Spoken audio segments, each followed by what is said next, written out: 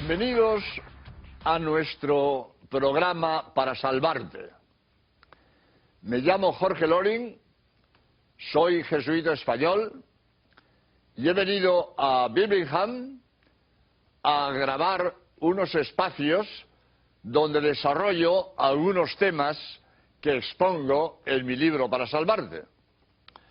Y el tema de hoy va a ser la identificación científica de la tumba y de los huesos de San Pedro que se han encontrado en una necrópolis, en un cementerio, bajo la Basílica Vaticana. En los dos programas anteriores hemos tratado de cómo la ciencia confirma la fe.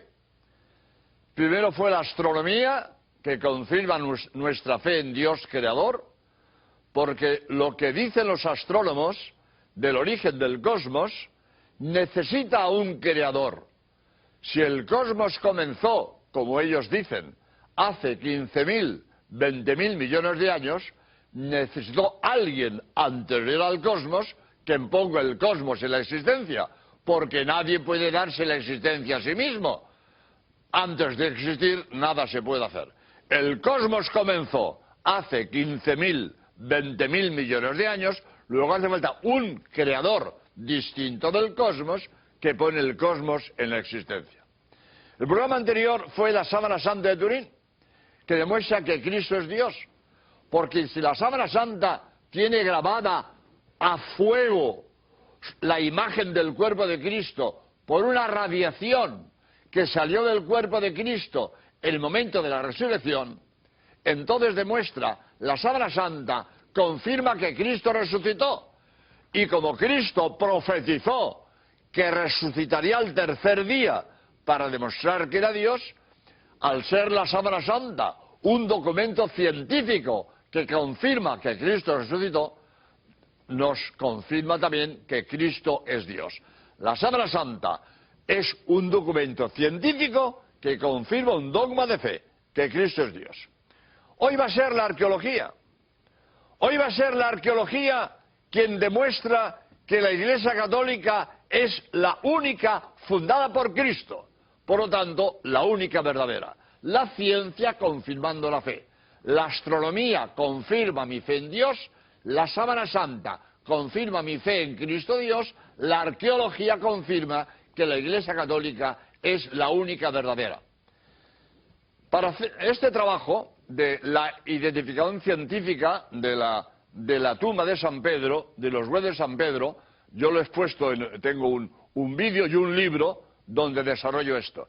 Y para hacer este trabajo fui a Roma, estuve un mes en Roma y he hablado con los arqueólogos que han hecho el descubrimiento. Los jesuitas alemanes Kirschbaum y Ferrua, y los arqueólogos Getty y Yossi, que fueron los que descubrieron la tumba de Pedro.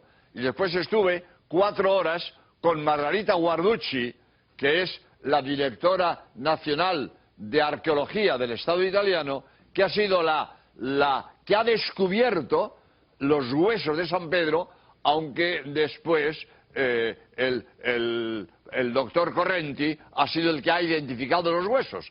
Pero la identificación de los huesos de San Pedro se debe a Margarita Guarducci, con quien yo estuve en su casa 4 horas hablando del tema. De manera que, como digo, el trabajo tiene 2 partes. Primero, identificación de la tumba en tiempos de Pío XII, y después, identificación de los huesos en tiempo de Pablo VI. La identificación de la tumba, que como digo se debe a los arqueólogos jesuitas Kirschbaum y Ferrua y a los arqueólogos italianos Getty y Yossi, se hizo en tiempos de Pío XII. Porque estando preparando la cripta, la tumba de Pío XI, al estar preparando la sepultura, se descubrió un mosaico.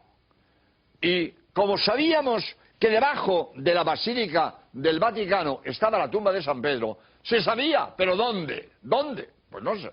¿En qué sitio concreto? Ahí abajo, ahí abajo.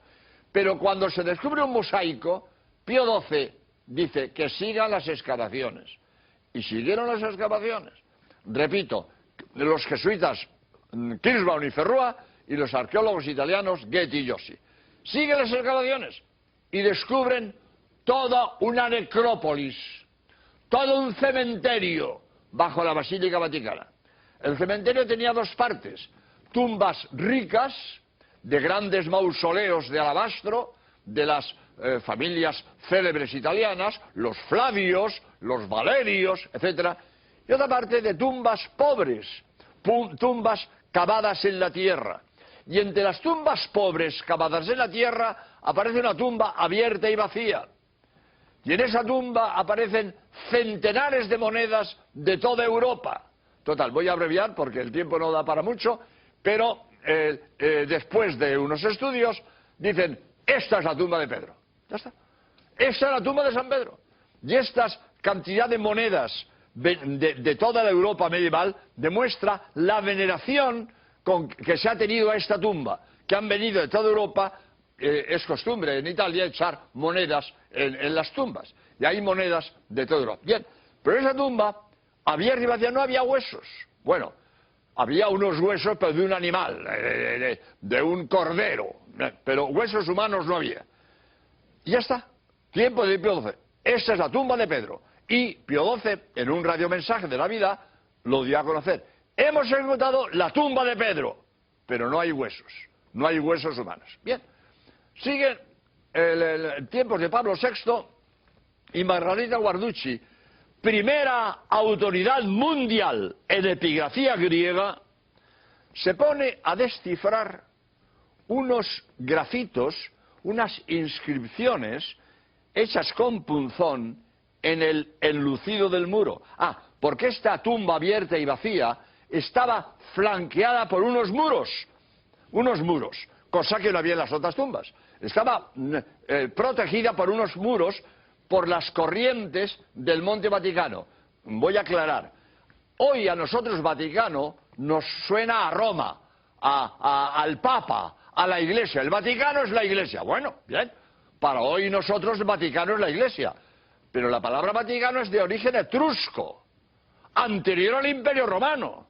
Y el Vaticano es una de las colinas de Roma. Una de las colinas de Roma se llama Vaticano, nombre etrusco, anterior al Imperio Romano. Pues en el Monte Vaticano había en la ladera del Monte Vaticano es donde está esta sepultura. Voy a explicar un poco porque esto es historia y esto siempre es interesante. San Pedro fue martirizado por Nerón en el circo de Nerón y de Calígula, ¿no?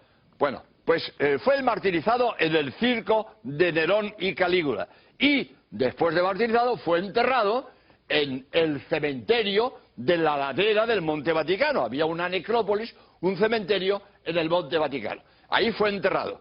Y Constantino, cuando se convierte al cristianismo, levantó varias basílicas en las cuales él se convirtió al cristianismo, porque dicen, lo dice San Silvestre, que lo oyó directamente de Constantino, que él vio el signo de Cristo en el cielo antes de la batalla del puente Milvio contra Magencio. Y él pensó que Cristo le dio la victoria sobre Magencio. Y entonces se convirtió al cristianismo y levantó varias basílicas cristianas. Bueno, pues la Basílica de San Pedro, Constantino la edificó sobre la tumba de Pedro. Sobre la tumba de Pedro. En una ladera del Monte Vaticano con grandes dificultades. Teniendo al lado la gran explanada de 100 metros por 300, donde estaba el circo de Nerón y de Calígula. Pues la Basílica de Pedro la edifica en una ladera del Monte Vaticano con grandes problemas técnicos y morales, porque enterró un cementerio. Y para aquellos, los romanos y los judíos, las tumbas eran sagradas, con enormes dificultades de todas las familias ricas que tenían allí sus tumbas.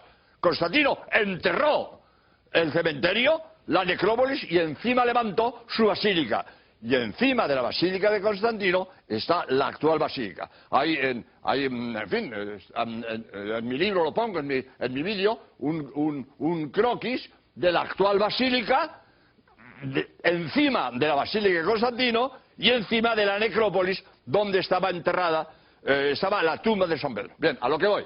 Entonces, en esa tumba, donde estaba enterrado San Pedro, en la ladera del monte, había filtraciones de agua.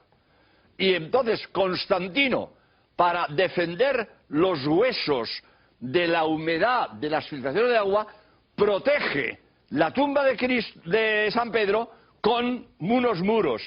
Y a los huesos de San Pedro los mete en un nicho que está en el muro rojo. Y Margarita Guarducci, repito, primera autoridad mundial en epigrafía griega, me lo dijo a mí, estuvo 2 años desfilando los grafitos, porque allí venía todo el mundo y escribía. Y uno escribía encima de otro, y es una maraña de rayas. Y Margarita Guarducci, 2 años de estudio, ha publicado después su estudio en un enorme trabajo que ha sido premiado por ¿cómo se llama? El Instituto de Investigación Italiana, no me sé exactamente el nombre, pero el premio a la investigación italiana por el Estado italiano. Bien, pues ese estudio de Margarita Guarducci, descifrar los grafitos que había en el muro G, se llama muro G por los grafitos que había escrito. Y descubre, en esos grafitos, descubre varias frases muy bonitas. Pedro pide por los cristianos sepultados junto a tu cuerpo. Ahí escrito. Y más, pero para abreviar. Y descubre un grafito que pone, Pedro está aquí. Cuando Margarita Guarducci descifra el grafito, Pedro está aquí, manda que piquen ahí dentro. Pican el muro y detrás de ese muro aparece un nicho cubierto de mármol blanco, con unos huesos. Se estudian los huesos. El profesor Correnti, de Palermo, estudia los huesos. Primero, huesos de ratón. Un ratoncillo se coló por una rendija, no pudo salir y allí se murió. Y después, huesos de varón. Primero, huesos humanos. Todos de la misma persona. De sexo varón. De complexión robusta. Que murió en edad avanzada y murió en el siglo I.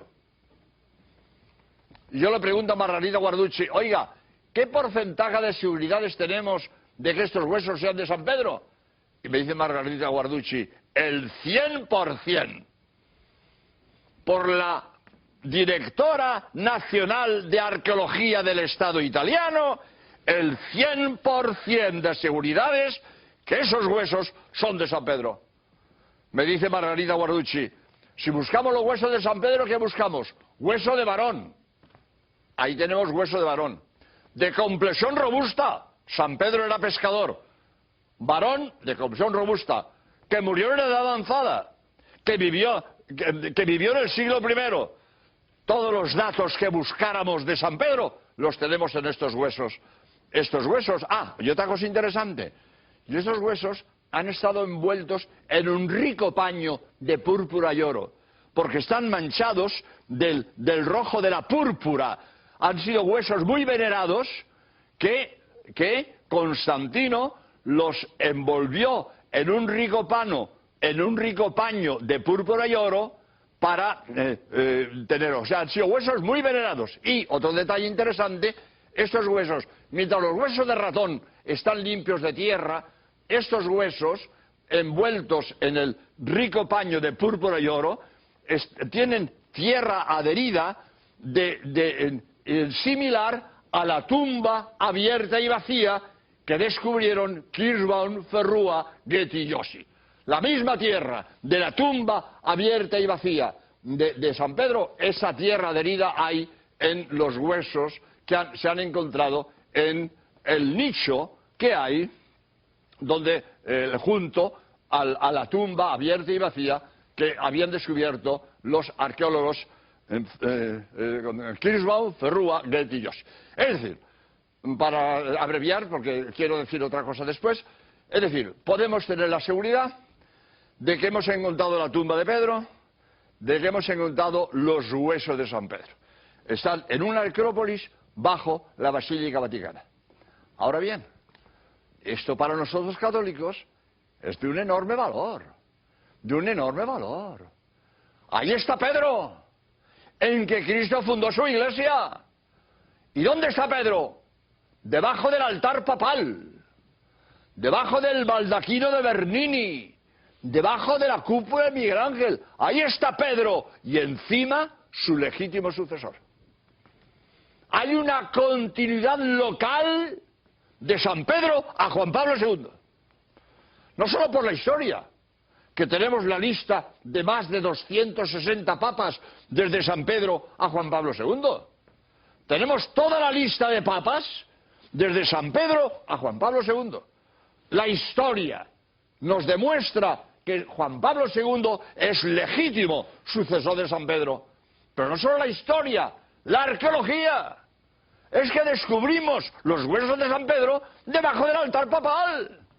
Es que todos los papas de Roma han dicho misa sobre la tumba de Pedro, sobre los huesos de Pedro. Continuidad local.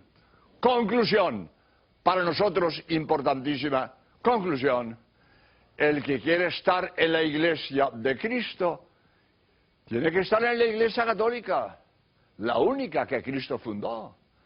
Cristo fundó una sola iglesia, en Pedro.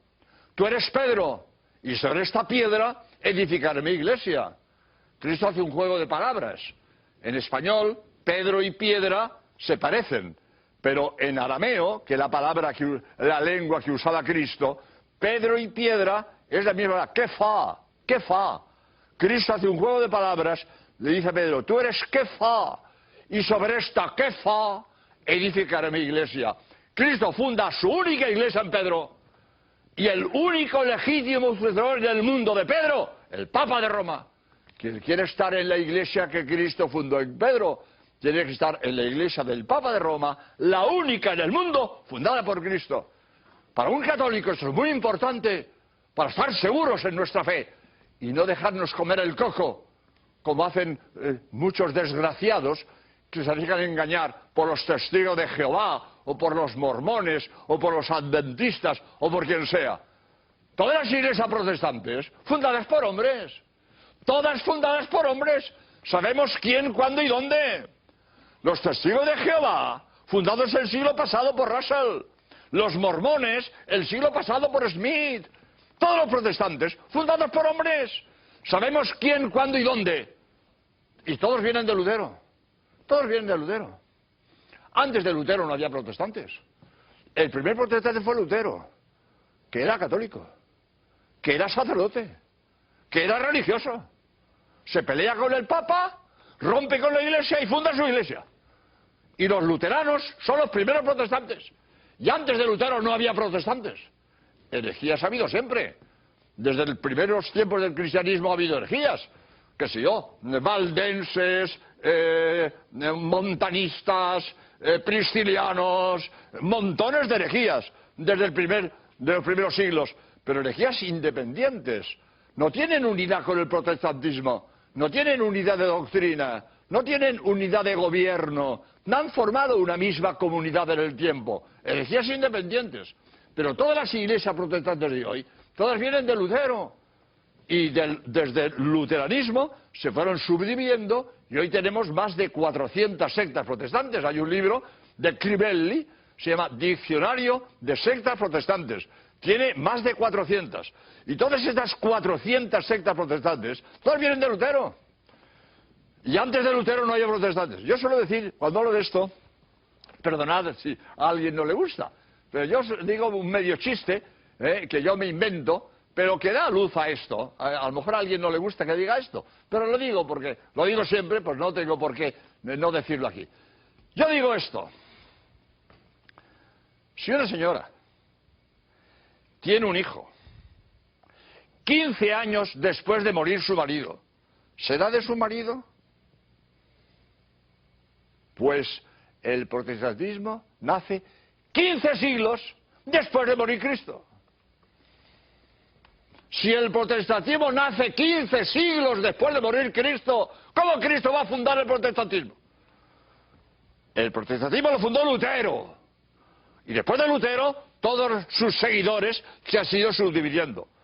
Pero ninguna iglesia protestante, pues, ni lo dice, que fue fundada por Cristo. No puedes decirlo. Sí, se coge la historia de cada iglesia protestante y nada, llegaron hace unos cuantos años. Todas comenzaron recientemente. Ninguna puede decir que fue fundada por Cristo hace 2000 años. Los católicos, lo podemos decir, nuestra iglesia católica fue fundada por Cristo en San Pedro, y el único legítimo sucesor de San Pedro en el mundo, Juan Pablo II, el Papa de Roma. Por lo tanto, que quede claro que el que quiera estar en la iglesia que Cristo fundó en Pedro, tiene que estar en la iglesia católica, la única fundada por Cristo, y Juan Pablo II, el único legítimo sucesor de San Pedro. Por lo tanto, la arqueología encuentra los huesos de San Pedro, encuentra la tumba de San Pedro, debajo del altar papal, en una necrópolis bajo la Basílica Vaticana, y la arqueología me confirma mi fe en la Iglesia Católica, porque me confirma que el único en el mundo legítimo sucesor de San Pedro es Juan Pablo II, el obispo de Roma. Pero no quiero terminar, porque sería injusto que alguien saque la conclusión de lo que he dicho, que todos los católicos seamos buenos y todos los protestantes sean malos, porque eso no es verdad. Entre los católicos hay católicos indeseables, y entre los protestantes hay protestantes de buena fe, que son excelentes personas. Pero la buena fe de un protestante no convierte el error en verdad. El protestante está equivocado, aunque sea buena persona, está equivocado. Hay que distinguir que su vida sea honrada y honesta, y sus ideas estén equivocadas. El protestante está equivocado, aunque sea buena persona, está equivocado. Su iglesia no la fundó Cristo, la fundó un hombre. Y el católico está en la verdadera iglesia de Cristo. Y si es mal católico, se irá al infierno. Pero el que él sea mal católico no quita que esté en la verdadera iglesia de Cristo. Lo que pasa es que no basta estar en la iglesia de Cristo, hay que cumplir con la iglesia de Cristo. Hay que ser fiel a la doctrina de Cristo. Y el católico que es fiel a Cristo se salvará. Y el católico que es mal católico se condenará. Pero hay que distinguir entre que la iglesia católica es la verdadera y que todos los católicos sean buenos, porque los hay malos. Y que la iglesia protestante está equivocada, aunque haya protestantes que son excelentes personas. Pero quiero advertir que a veces se oye decir, para atacar a la iglesia católica, porque hay católicos indeseables. Pues hay que ver católico ese que es un tal, hay que ver el otro católico que es un cual. Pues sí, hay malos católicos. Pero para ver si un árbol es bueno, no miro la fruta podrida caída del árbol. Para ver si un árbol es bueno, mira la fruta pujante de sus ramas. Para ver si la iglesia católica es buena, no miremos a los malos católicos, que es la fruta podrida caída del árbol. Miremos los santos. Son exponente de lo que la iglesia da de sí. Los santos son representativos de lo que es la iglesia de Cristo. Y los santos nos dan ejemplos de heroísmo y de virtud. Pues el ejemplo de lo que da de sí la verdadera iglesia de Cristo son los santos, que es la fruta pujante que cuelga de sus ramas. Y no los malos católicos, que por desgracia los hay, pero los malos católicos es la fruta podrida caída del árbol de la iglesia. Por lo tanto, voy a terminar con esta idea de que la iglesia católica es la única fundada por Cristo, la única verdadera, pero no todos los católicos somos ejemplares. En la iglesia católica hay buenos, malos y regulares. Y ya dijo Cristo que la cizaña crecía al mismo tiempo que el trigo. En la iglesia católica hay trigo bueno y cizaña. Y los protestantes están equivocados, aunque algunos nos pueden dar ejemplo de virtud y de honradez. Nos pueden dar ejemplo, pero eso no quita que estén equivocados. Porque la buena fe del equivocado no convierte el error en verdad. Yo puedo tener un administrador que me lleva las cuentas y me dice, él cree que 2 y 2 son 5. No me quiere robar, está equivocado. Yo no le digo ladrón, pero le digo está equivocado. Usted será buena persona, pero está equivocado. 2 y 2 son 4, no 5. Por lo tanto, la buena fe del equivocado no convierte el error en verdad. La verdad es Es verdad. Lo que pasa es que a veces no todos la vivimos con la fidelidad que deberíamos vivirla. Pues demos gracias a Dios de que nos ha permitido, nos ha concedido vivir en la verdadera iglesia que Él fundó, de que estamos en la verdad, y procuremos ser fieles a nuestra fe para que tengamos la dicha de que cuando nos llegue la hora de dar el paso a la vida eterna, Dios nos reciba con los brazos abiertos porque hemos sido fieles a su fe y a su mensaje. Pues muchas gracias y hasta el próximo programa, si Dios quiere. Adiós.